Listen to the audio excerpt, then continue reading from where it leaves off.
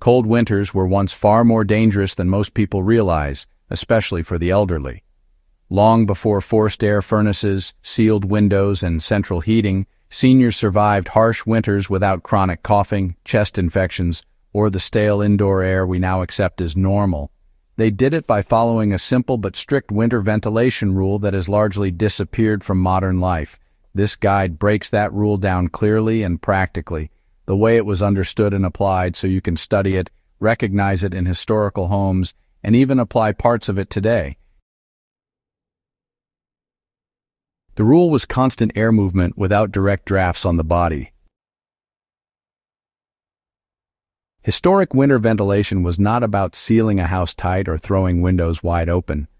The rule was controlled, continuous air exchange that never blew directly on the people inside.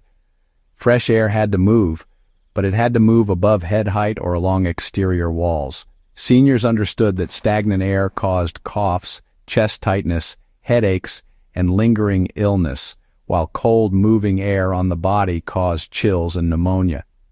The balance between the two was non-negotiable.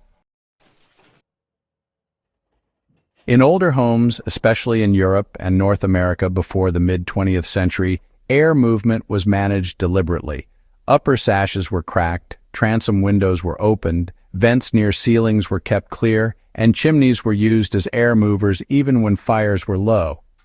The goal was always the same: replace used indoor air slowly and constantly without ever feeling a draft on your skin. Upper-level ventilation was the foundation of winter health indoors. The most important part of the rule was that fresh air entered from above, never at floor level.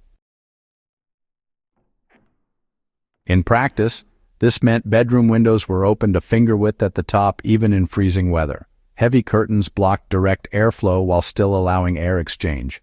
In homes without sash windows, small vent holes near the ceiling or transom windows above doors served the same purpose.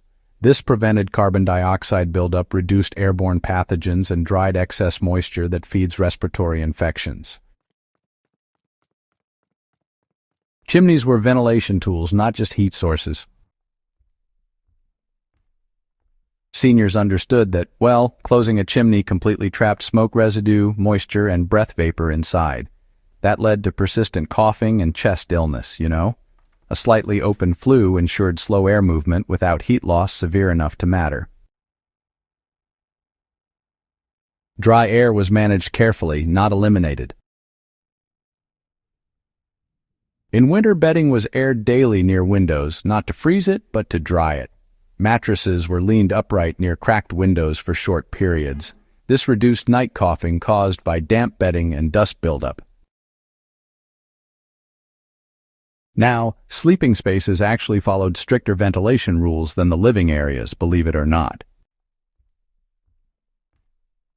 Folks used clothing and bedding to make up for the cooler air instead of relying on overheated rooms to stay warm.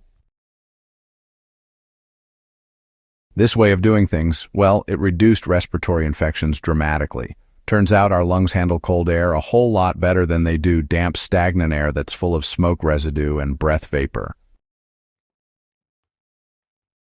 Illness prevention was built into daily routines. This knowledge was passed quietly through generations and rarely written down because it was considered common sense. Once modern heating sealed homes tightly, the rule was forgotten, and winter coughing became normal. You know, modern buildings trap pollutants, moisture, and pathogens far more effectively than historic homes ever did.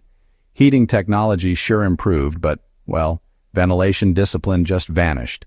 The result is winter respiratory irritation that a whole lot of folks assume is just unavoidable. Bringing this forgotten rule back into modern life, now that's something worth considering. Understanding this rule, it also changes how you interpret historic architecture. Transom windows, tall ceilings, chimneys, and sash windows, these were health tools just as much as they were design choices. This is the kind of practical historical knowledge that really deserves to be preserved, tested, and discussed seriously. If you found this guide valuable, Go ahead and subscribe to Warfield Prepper Chronicles for more deeply researched, practical history that still matters today. And hey, share this with fellow historians and survival-minded viewers who care about understanding the past beyond just surface-level stories.